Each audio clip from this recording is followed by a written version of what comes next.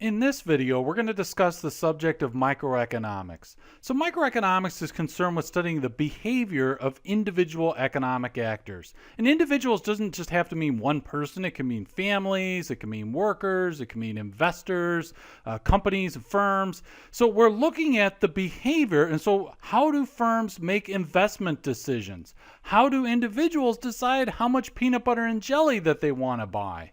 How do people come together and form markets? How do companies and individuals come together? How do they decide on the price?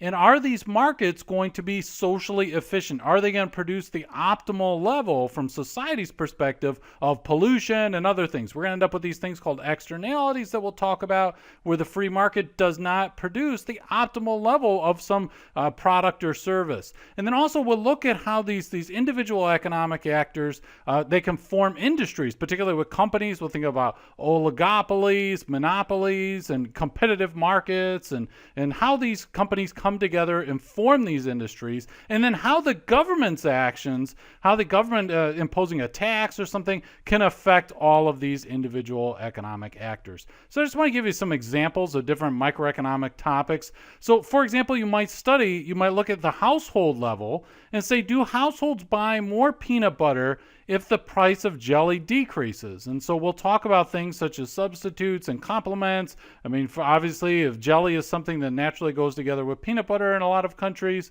But we might also ask, we might look at the family level and say, and forgetting money or things like that, or even buying things, we might just think about the decision to have more or fewer children.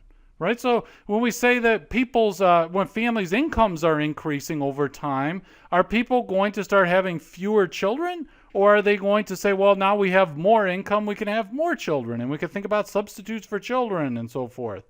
And we can also think about, when we look at from the firm perspective, we can look at companies and say, okay, if the government were to cut taxes, let's say that the government were to say, okay, we're going to get rid of the corporate income tax, so we're going to cut taxes.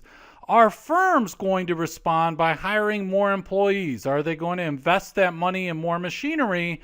Or are they just going to keep the money as cash? Or what are they going to do? Are they just going to give it as a dividend to their shareholders? So we can look at those things. We can think about with consumers and how they would respond to a tax. For example, we might say, okay, if the government were to impose a tax on yachts, and a yacht is just a luxury boat, if they were to impose a tax on yachts, how are consumers going to respond? And when we talk about consumers, we're talking about buyers, the people that would buy the yacht normally. How are they going to respond? It's going to depend, okay, is their demand for the yacht elastic or is it inelastic and so forth? And we're going to talk about what all those things mean.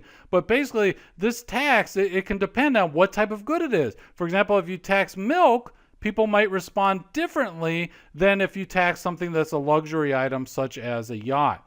And also we can think about industries in general, right? Not just about the firms, but industries. And so how does the structure of, let's say, the agricultural industry, how does that affect something such as the price of corn? And we're going to talk about all these topics and a lot more in the videos to come.